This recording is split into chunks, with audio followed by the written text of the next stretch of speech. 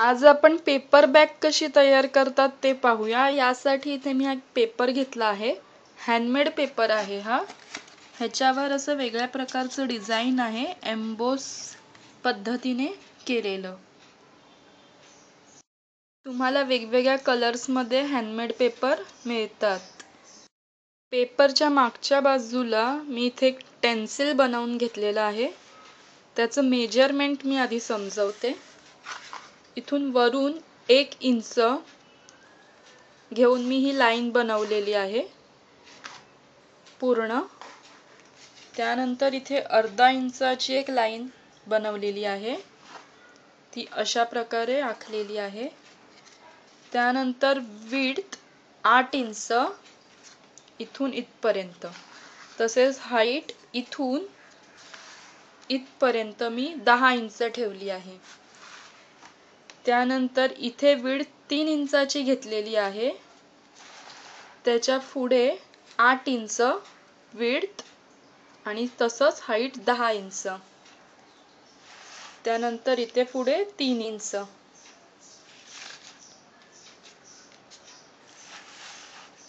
हे झाल्यानंतर खाली मी 3 इंच घेतलेले आहेत। अशा प्रकारचं मी इथे हे डायग्राम तयार केलेला आहे। आता आपण जितक्या लाईन्स या मारून घेतलेल्या आहेत त्या आधी फोल्ड करून घेऊया। सगळ्यात आधी मी ही अर्धा इंचाची लाईन फोल्ड करून घेतलेली आहे।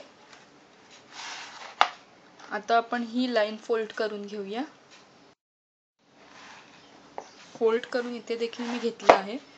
आता त्याची पुढची लाईन फोल्ड करून घेऊया, त्यानंतर ही लाईन। इथे मी ज्या सगळ्या उभ्या लाईनी आहेत त्या फोल्ड करून घेतलेल्या आहेत। आता या अर्धा इंच असलेल्या लाईनला आपण ग्लू लावून घेऊया। ग्लू, फेविकॉल तुम्ही लावून घ्या। त्यानंतर ही बाजू तुम्हाला इथे चिकटवून घ्यायची आहे। ग्लू तुम्ही या अर्धा इंचावरच लावून घ्या, म्हणजे बॅगेला इकडे तिकडे अजून ग्लू लागणार नाही।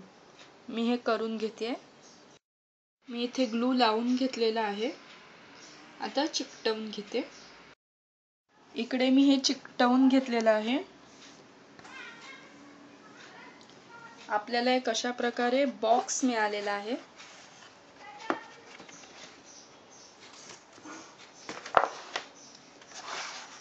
आता आपण या दोघांच्या मध्ये एक फोल्ड करून घेऊया आणि या दोघांच्या एक मध्ये, जे आपले 3 इंचाची विड्थ होती ते फोल्ड हा आपल्याला आतल्या साईडला घालायचा आहे। म्हणजे हे जे 2 लाईन्स आहेत ते असे आपल्याला समांतर जॉईन केले की आपला आपोआप फोल्ड तयार होतोय। जॉईन करून इथे फक्त प्रेस करायचं, हे अशा प्रकारे, म्हणजे हा फोल्ड असा आतल्या साईडला जातो। असंच आपल्याला या दुसऱ्या बाजूने देखील करून घ्यायचंय। हे मी दोन्ही साईडून असं फोल्ड करून घेतलेलं आहे। आता वरून आपण 1 इंचाचा फोल्ड, आपण लाईन इथे मारून घेतलेली 1 इंचाची आधी आतल्या साईडून, तोच 1 इंचाचा फोल्ड करायचा आहे आणि 1 इंचाचा फोल्ड असा आतल्या साईडला गेला पाहिजे तो। ही जी लाईन इथे आपण घेतलेली 1 इंचाची त्याच्यावरच असं प्रेशर देऊन हे सगळं आपण आतमध्ये फोल्ड करून घेऊया। इथे मी फोल्ड करून घेतलंय हे आतल्या बाजूला। हे असं चारी बाजूने आपल्याला एकत्र फोल्ड करून आतमध्ये टाकायचंय। हे मी इथे फोल्ड केलेलं आहे। आता खालच्या बाजूला 3 इंच। ही बॅग आपण छोटी बनवत आहोत, पण जर तुम्हाला मोठी बनवायची असेल तर वरच्या बाजूला जे आपण 1 इंच घेतलंय ते तुम्ही 1.5 किंवा 2 इंच घेऊ शकता। आता आपण खालच्या बाजूला 3 इंच फोल्ड करून घेऊया। असंच फोल्ड करायचं आपल्याला। इथे हा फोल्ड दिलेला आहे। आता परत एकदा पिशवी आपली ही उलट्या बाजूने फिरवून इथून ही लाईनच इथून पण फोल्ड करून घ्यायची. मी इथे दोन्ही बाजूने आता फोल्ड करून घेतलेली आहे. आता ही आपण अशी उभी करून घेऊया. आता या फोल्डच्या मदतीने आपण पिशवीचा खालचा बेस तयार करणार आहोत. सुरुवातीला आपण हा कॉर्नर घेऊया. हे इथे असं प्रेस केलं की हे अलगद सहज जातं. ही जी लाईन आहे ही आपल्या आतून आपण जी फोल्ड केलेली लाईन आहे त्याला मॅच करण्याचा प्रयत्न करायचा आणि हा त्रिकोण जो बनतो आहे तो प्रेस करून व्यवस्थित असा इथून त्रिकोण बनवून घ्यायचा. तेच ह्याच्या अपोजिट डायरेक्शनला पण सेम तसंच करायचं. ही लाईन आहे ती आतल्या लाईनला मॅच करण्याचा प्रयत्न करून हा त्रिकोण तयार करून घ्यायचा. हेच आपण दुसऱ्या बाजूला देखील करून घेऊया. हे मी करून घेतलेलं आहे. आता ही साईड आपण जिथे इथे 3 इंचाची लाईन बनवली तिथून अशी फोल्ड करून घेऊया.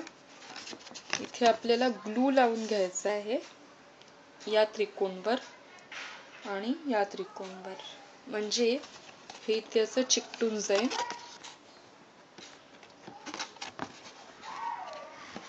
त्यानंतर दुसऱ्या बाजूला पण इथे ग्लू लावून घ्यायचा. इथे आपल्याला इथे देखील ग्लू लावून घ्यायचा आहे आणि इथे ग्लू लावून घ्यायचा आहे, म्हणजे हे असं फोल्ड होऊन चिकटेल.